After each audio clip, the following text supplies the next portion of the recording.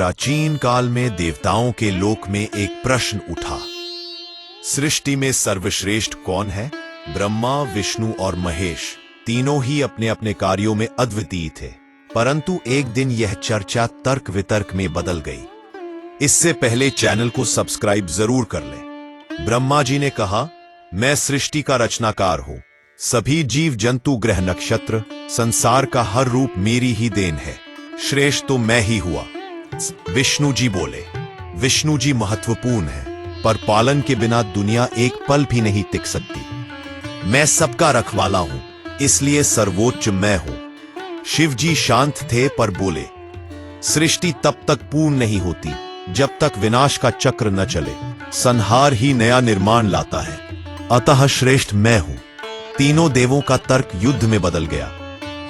ब्रह्मा जी ने वेदों की दिव्य शक्तियां छोड़ी, विष्णु जी ने सुदर्शन चक्र का प्रलयकारी चक्रवात घुमाया और महादेव के त्रिशूल ने पूरे ब्रह्मांड को हिला दिया।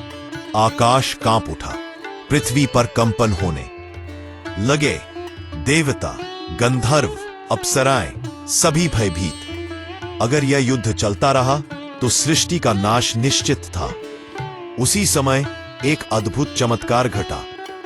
आकाश के बीचों बीच एक अनंत अग्निस्तंभ प्रकट हुआ, जिसका न कोई आदि था न अंत। उसका तेज इतना प्रचंड था कि तीनों देव भी एक पल के लिए स्तब्ध हो गए। रहस्य जानने के लिए ब्रह्मा जी हंस बनकर ऊपर उड़ गए, विष्णु जी वराह बनकर नीचे गए, पर अनंत प्रकाश का सिरा किसी को नहीं मिला। तभी उस ज्योति स्तंभ से दिव्य स्वर गूंजा, हे देवों, मैं ही ब्रह्म हूं। तुम तीनों मेरे ही रूप हो। सृष्टि, पालन और संहार, ये तीनों शक्तियां जब तक साथ हैं तभी ब्रह्मांड संतुलित रहता है। श्रेष्ठ कोई एक नहीं, कार्य क्षेत्र अलग है, लक्ष्य एक है।